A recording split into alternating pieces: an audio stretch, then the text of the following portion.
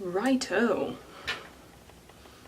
I'm making this video as I'm waiting for my oatmeal to settle, and if any of you are wondering, Keely, why are you eating oatmeal at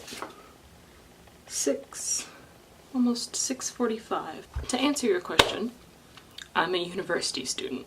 This means one of two things. It either means A, I'm broke, or B, I don't have time to get food. And for me, it's both. So you know what? I will have oatmeal at whenever it finishes setting. I've been waiting for so long. Oatmeal, why?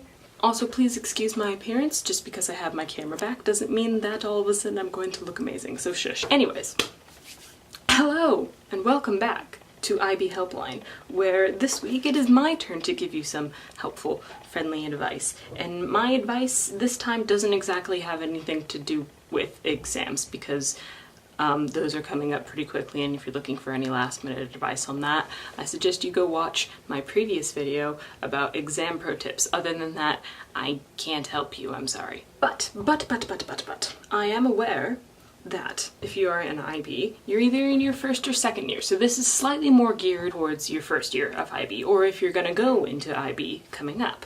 This has to do with CAS. Yay, the thing that you all really like. How do we increase the font size on this? It's not working. So, IB is slightly different from university, but I have a quick shout out from what you should do in university, and that is, do not do what I did, and that was join 6+ societies. Anyway, CAS. Now, for those of you who don't know, or you should know, CAS stands for Creativity, Action, and Service. At least it was last I checked. They may have changed it again. And what you need to do for CAS is you basically need to make sure that you join enough after-school activities or extracurriculars, whatever your school's calling them. You need to join enough of those and be able to fill out your CAS thing with this. So normally, what is recommended is that you do 2 activities for each, like 2 for creativity, 2 for action, 2 for service. Because if you have 2, 2, and 2, you're balanced, and that's really good. And then all you have on top of that is your CAS project, and that's normally covers it. What I would recommend is for these activities, now it does sound a lot doing 2, 2, and 2, but make sure that for each of them, you choose an activity that really only takes up an hour of your time every week. Because if you join a sport and the sport meets up 2 times a week, fine, okay. Oh no, Timothy! If you join a sport, great, that's fine, you can join a sport. Luis and we personally joined badminton club. Luis did it first, I just followed because I didn't know what else to do. And badminton met once a week on Tuesdays, and that was fine. I also joined the creative writing club and orchestra, and those equally only took up 1 hour at a time every week, and I didn't always go to the meetings because I didn't always have time, and that was fine. It was as long as I kept going once or twice a month, it still counted.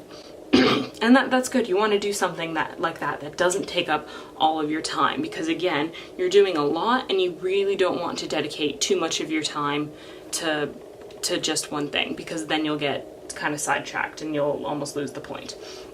And also, remember, for each of these activities you're doing, you have to be writing reflections. So do you want to write a reflection for something that you do 1 hour a week? Or do you want to write a reflection for something that you're doing 3 times a week? Great, that'll show a lot of growth, but that's also a lot of dedication. And if you can do it, fine. I'm just saying I personally, it didn't work out well for me when I tried to do that. You might be different, you might have a lot better time management skills than I do, but remember, at the end of the day, your academics should be your priority, because CAS is pass or fail. Make sure, again, when you're doing your categories, that you have a balance between them, because too much in one category will look kind of odd, and then you'll feel like, I gotta compensate for something else.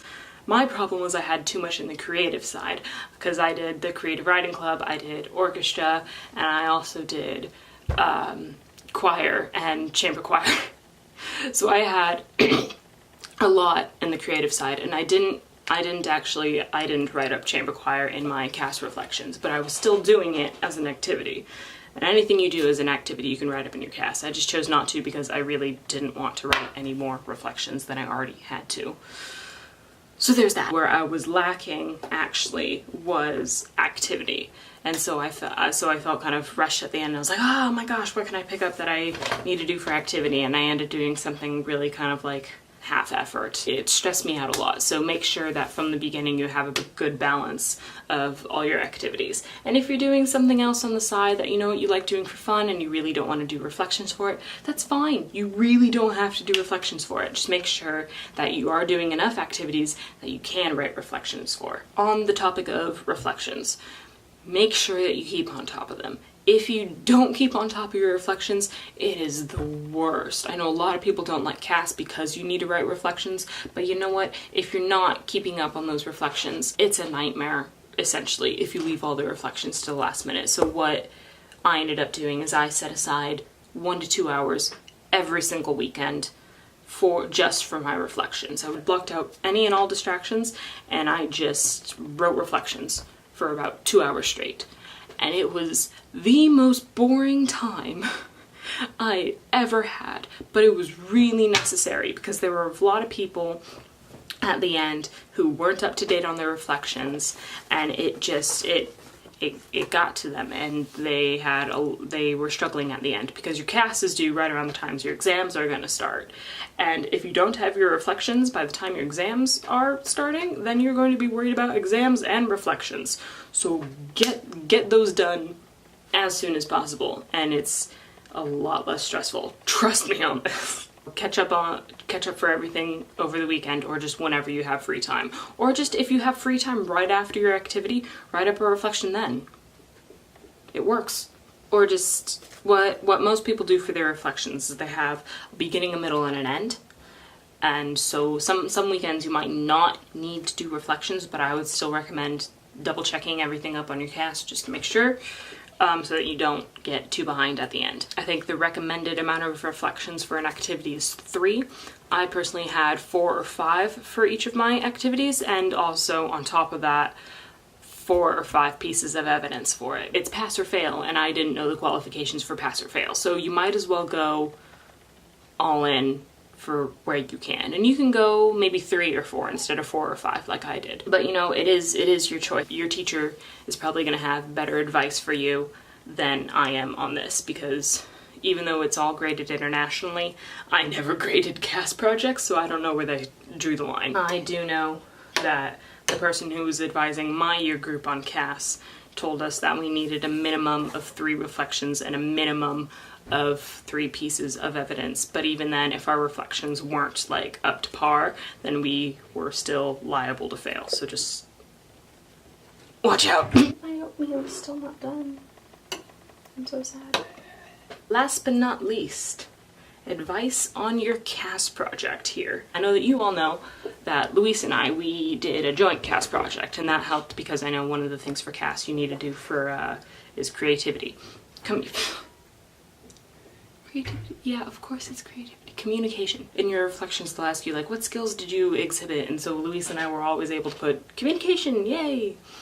Because it really was, it was a process. So for your CAS project, you need to find something that relates to 2 or 3 of all the categories. It's recommended to have something that relates to all 3 if one of your other categories is lacking. I mean, Luis and I, for our YouTube channel, basically what we did is we put it down as creativity because we're making videos, and then service because we're trying to help you guys. I hope it's working. Please let me know. CAS project should relate to 2 or 3 of the categories. Better if it's 3, but you know, it's fine if it's 2. Your CAS project should be something that should take a period of a month, and it's basically an intense month where most of what you do is related to the CAS project. You need to write a lot of reflections, you need to get a lot of evidence for this. So you need a lot of evidence, and it's not just like an easy walk in the park. I know all these videos that Luis and I come out with, we make it seem very effortless, but you know, if you had a behind the scenes video, you would know that we struggle all the time. I mean, we tell you we struggle, but it is a struggle to maintain your CAS project, because what we were doing for filming is we had the idea in January, but as you know, we didn't upload our first video until April. It took us that long to figure things out and to work it around our schedules. And we were just so busy that we needed to plan an entire weekend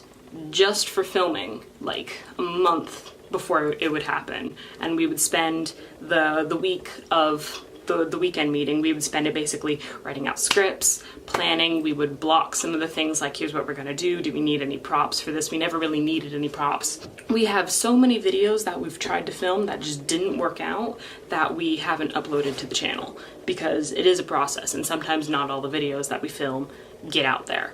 I remember I did have a little biology series that I thought was gonna go somewhere, and I never uploaded it, but I still had the plan for it. And so what we ended up doing is we have a bunch of documents where we planned the videos, we scripted them, and so that filming we could go bam, bam, bam, bam. And even then there were so many complications. Your CAS project is not a walk in the park. It's something that you put a lot of time and dedication into.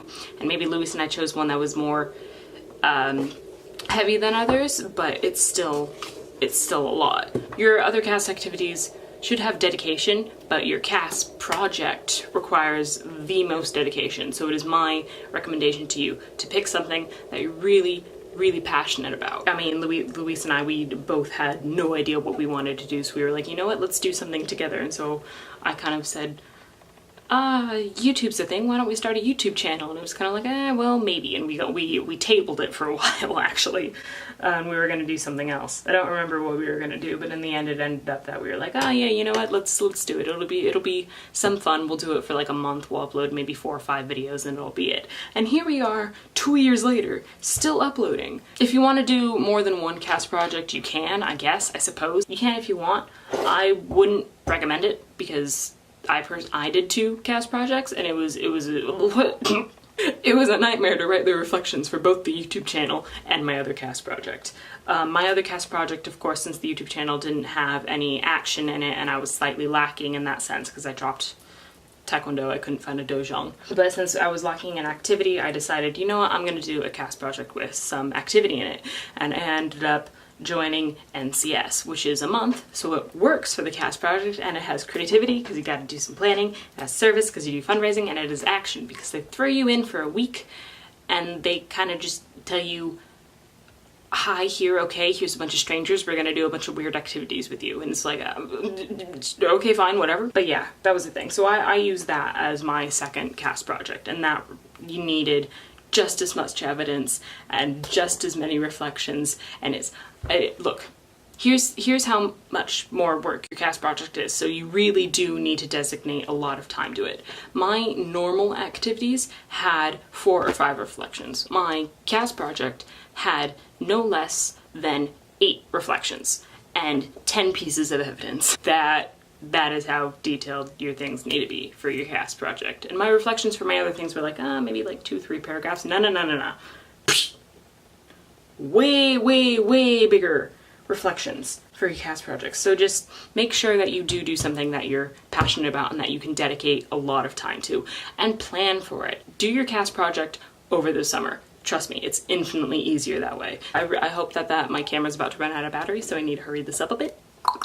I hope this helped you guys out with CAS. If you have questions on anything else pertaining to CAS, in relation to CAS, let me know down in the comments. I'll answer them as best I can. So, yep. Good luck, guys. For those of you about to start your exams, good luck. For those of you going into your second year and over the summer, good luck with CAS and your extended essay. For those of you about to start the IB coming up, good luck. It's a slammer. Thank you for watching. I have been Keely of the IB Helpline. You have been the panicking IB students. I hope that you enjoyed this video. Let me know. Make sure to like and subscribe to our channel, because we're actually growing at a good rate now for the first time in 2 years. It's great. It's great. I'm very excited, and I hope that our channel can continue to grow with you guys. Thank you very much. Bye.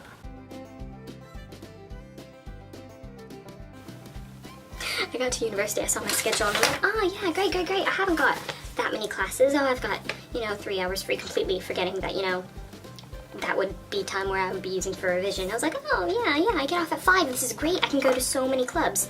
My Taekwondo club starts at 6:30 and goes until 7:30. Strings for orchestra starts at 7 and goes until 8, so I'm always late to strings, and I apologize to my music director because I really am so sorry that I'm late every single time. Thank you for accommodating me. Seriously, thank you so much. I'm really sorry.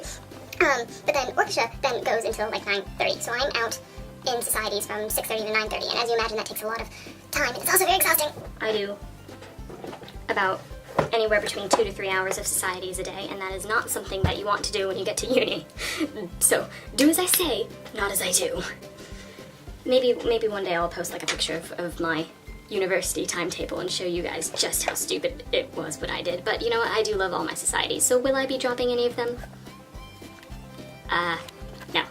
No, I don't think so. Should I? Yeah, absolutely. But I'll see how it goes next year. I'm actually picking up another one next year. That one is actually relevant to my degree, so it's moving on. Who's storming out in the hallway? I don't want to find out.